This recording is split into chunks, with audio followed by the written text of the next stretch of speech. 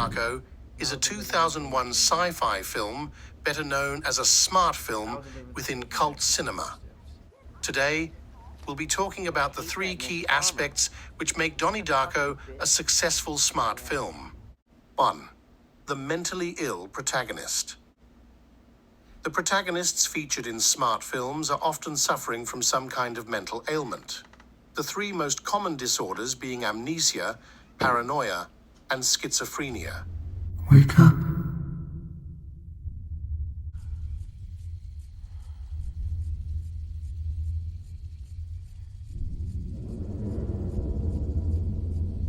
And the world will end.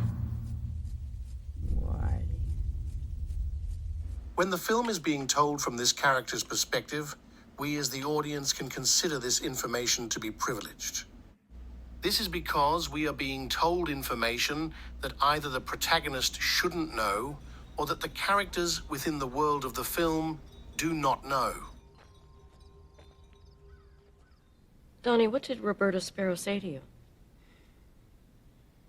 She said that every living creature on Earth dies alone.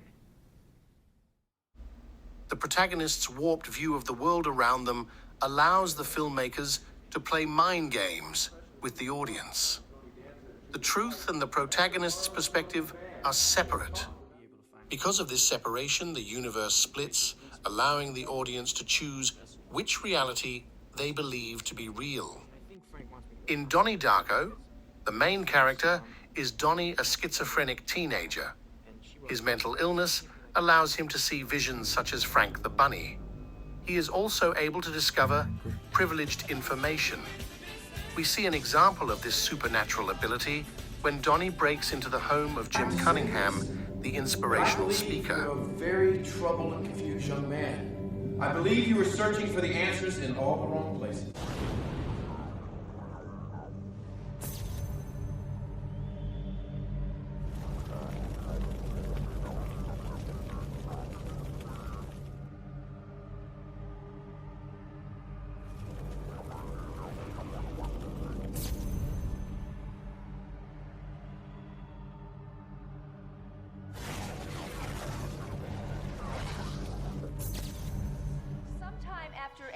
Here he discovers that Jim is a pedophile. What has been referred to as a kiddie porn dungeon.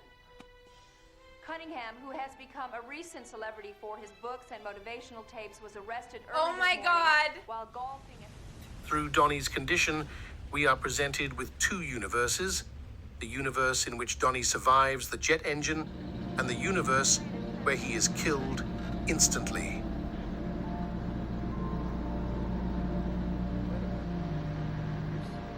Brother. It fell in your room.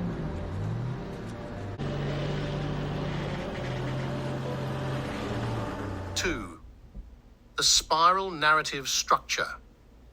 This is a common narrative structure used in smart films because it allows the story to twirl in circles and at times collapse in on itself.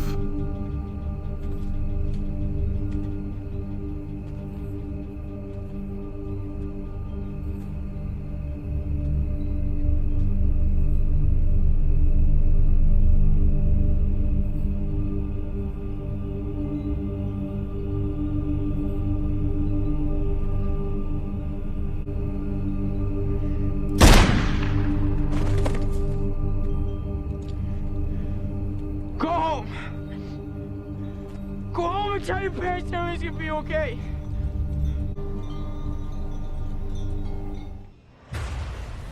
The spiral essentially revolves around a crucial action or major event that has already occurred.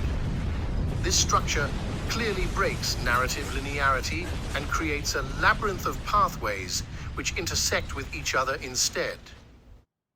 We see this narrative structure clearly displayed within Donnie Darko due to its odd relationship with time. The beginning and the end of the film take place on the same day. Because of this duplicity, we see the universe-splitting event occur twice, both at the beginning and end of the film. The difference being the location of Donnie when the jet engine falls. At the beginning of the film, he wakes up in a golf course after the engine has crashed, with the numbers 28, 6, 42, and 12 written on his arm. At the end of the film, he is sitting on top of his car, overlooking a field when the engine crashes. We see this crossover again with that same location. It is the same place where Donnie wakes up after sleepwalking in the opening scene.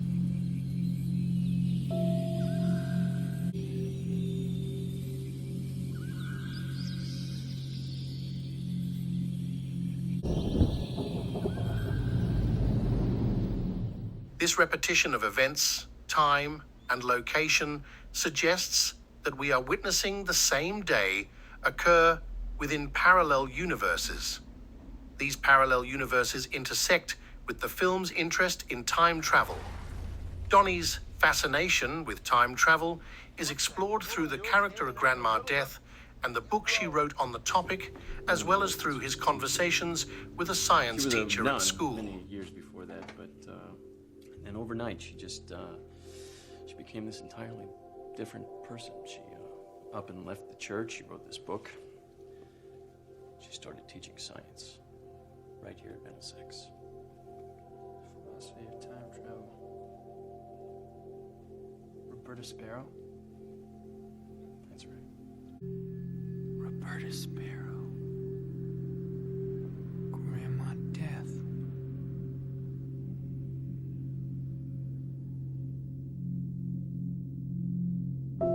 The film's suggestion of the existence of parallel universes and time travel lends itself nicely to the spiral narrative structure. 3. The deadline structure. The invisible or visible countdown to a major event that will allow the viewers to understand what's happening in the film. This creates dramatic tension by accelerating the plot toward a central event or action that must be accomplished by a certain moment, hour, day, or year. It is the glue which holds the narrative universe together and maintains its apparent linear causality while also challenging cognitive understanding. This cognitive position, according to Elias's critique, results in the affirmation that the paranormal features can be given a normal explanation and the narrative is restored to its proper functioning.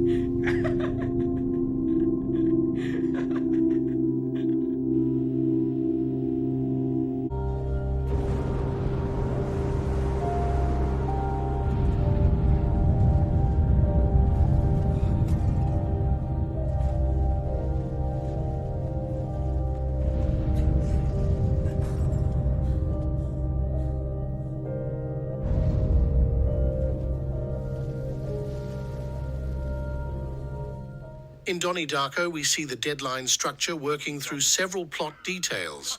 Most prominently, we see a literal countdown to the end of the world with the exact day, hour, and minute written on his arm. We also see several overlapping plot lines which help to form connections which the viewers can then latch onto. One of these connections can be seen when Grandma Death is shown repeatedly checking her mailbox only for Donnie to send her a letter at the end of the film. Dear Roberta Sparrow, I've reached the end of your book, and there's so many things that I need to ask you. Sometimes I'm afraid of what you might tell me.